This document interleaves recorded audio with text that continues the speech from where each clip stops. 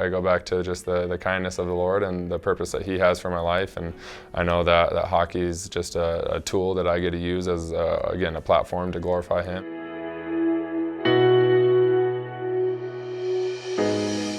Can you make sense of how a kid from Erie, Colorado has lasted this long in the NHL? I mean, that's just the kindness of God, honestly. We grew up in a small town, and we had to drive, whether it was here in Westminster, whether it was down to Rivalry Air Force Base, or I remember going all the way to the Springs once a week for practices when it was my first year with the T-Birds, and so travel all around the state playing hockey. But yeah, I guess Erie's the hometown and not really a hockey town at all. So no, it's fun. It's fun, and I'm thankful to be a part of it. Not many people know about Erie, Colorado. So how much pride does that give you? I guess a little bit. I guess it's just a city, right? And so, but it is cool. It's fun being from Colorado and being able to represent the state and I guess the city of Erie. My love for hockey, I think, kind of started right as soon as I could skate. I mean, my older brother played, my older sister played, so I kind of grew up at the rink. I think I was on skates by the age of 2, on a team by the age of 3, and so I just always grew up playing hockey. I mean, whether it was hockey here, hockey at home, mini sticks, whatever it was, there was so much hockey in my life. And then we have my 2 little brothers who played hockey, and one of them still playing, and so we were just kind of a hockey family. And so I loved hockey ever since I can remember playing. Neither of my parents ever played hockey. My dad played a little bit of pond hockey growing up. My older brother was playing roller hockey when he was like 6, 7 years old, and watched the Mighty Ducks and wanted to try ice hockey, and so my parents got him on the skates, and his sister followed suit, then me, and then both my little brothers. So it was just always something that we played, but yeah, neither of my parents ever played hockey growing up. Do you ever say to yourself, how did I ever get to the NHL? Oh, absolutely, all the time. But again, I go back to just the kindness of the Lord and the purpose that He has for my life, and I know that hockey is just a tool that I get to use as, again, a platform to glorify Him and shine the light that He's given me to shine. And I mean, there's one guy on my team a couple years ago who became a Christian, and me and my wife got to disciple him and his wife. And my wife and I always talk about it as just like, if I never win the cup, but that one guy came to know the Lord in my NHL career, like that's a successful career to me. And so just being able to have that mindset about it is great. Do you have a favorite verse that you tough times always go back to? Yeah, so I go to Galatians 1:10, and it says, "For am I now seeking the approval of man or of God, or am I trying to please man? If I were still trying to please man, I would not be a servant of Christ." And God gave me that verse, honestly, my rookie year training camp, right before my first preseason game ever. I found that verse, and that's been my verse throughout my whole career, because it just reminds me of my purpose of it's not to impress man, it's not to impress coaches or players or management or anybody. It's just solely just to be a servant of Christ and to glorify Him in everything I do. So humbles me, it keeps me grounded in what my purpose is in playing the game of hockey. I think one of the biggest influences of my hockey career is actually here at Highland Hills. His name's Tyson Davis. He was my coach for I don't know how many years growing up. And he was always there for me, still shoots me texts every once in a while, and I see him when we come back here to Colorado to visit during the summertime. He's an awesome coach, loves the game of hockey. I think I was 10, 11 years old, and I was playing goalie and player at the time. So I was taking up 2 spots on the roster, and he told me I had to pick one year. He's like, you can't play both anymore, you got to pick one. I told him I want to play center. He said, absolutely not. And so he's like, you're not doing that. I was like, all right, I'll play defenseman. So I guess I can owe it to him for being a great defenseman now. And but then honestly, also my family, my sister was a great influence on my life. She was a defenseman. She was 2 years older than me, so I was watching her play a lot. And she was such a smart player when she played. And so yeah, there's a couple different people that I think about when it comes to just big influences on my life with my career. Did she play in college? She did. She played at North Dakota for 4 years. Yep, yeah, she was there. And so had she not had some knee injuries, there's a good chance she probably would have been on the Olympic team for the women's, but just injuries bugged her down. How did the 4 nations crank it up for USA hockey?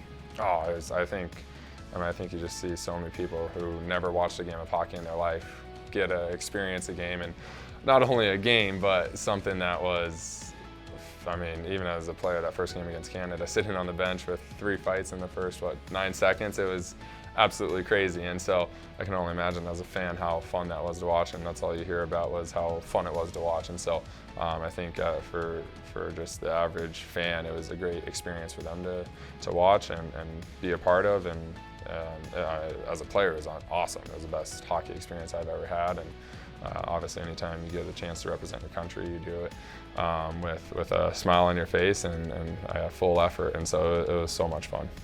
I mean, I think for any of us out there, it's probably the best caliber of hockey any of us have ever played. I mean, the way the games move.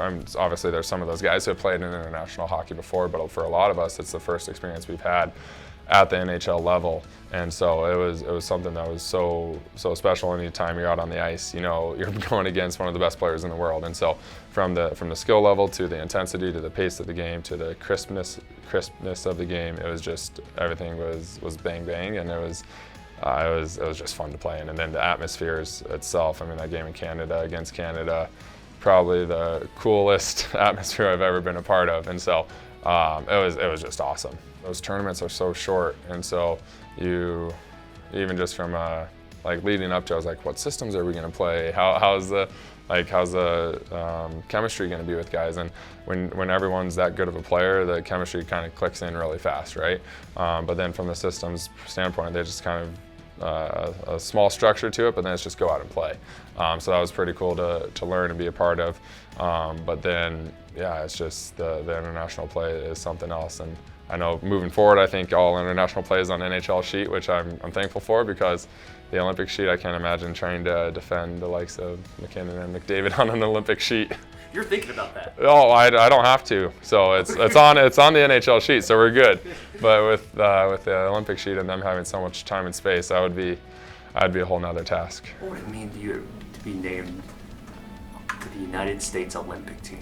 Yeah, it'd be an honor. Obviously, I think it'd be, and kind of what my mindset was with going into Four Nations is just, it's a bigger platform to glorify God on. I mean, it's an awesome opportunity to showcase the abilities He's given me for His glory to I guess, like everyone, and so everyone that's watching. So that would be super cool. And then obviously, as a kid, you grew up watching the movie Miracle and the Olympic Games and everything like that. And so any kid dreams of, American kid, I should say, dreams of one day putting on that sweater and being able to represent the country in the Olympics. And so that would just be so cool. Even from the grassroots level, everyone, like young kids, are going to want to grow up playing the game of hockey. And obviously, the more kids playing hockey, hopefully the better the standard of skill just continues to rise. And so that's a huge thing for obviously hockey in the States, but also for kids in the States to see players. I mean, even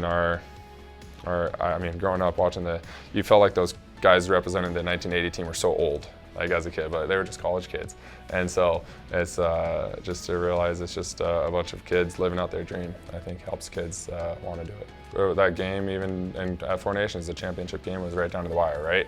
And so you one bounce here, one bounce there. We could have had that thing. We could have been lifting that trophy at the end or having the medals. And so the Olympic gold, obviously, I think is going to be a little different, a little bit more intense. I think it's a little bit bigger of a bar than Four Nations was. A little bit bigger platform. So, but I think at the end of the day, it still comes down to winning one game at a time, and obviously everyone playing their best at the right moments. That was my first taste at that U.S.-Canada rivalry, and again, that first game against Canada, just 3 fights right into it, big hits all over the game.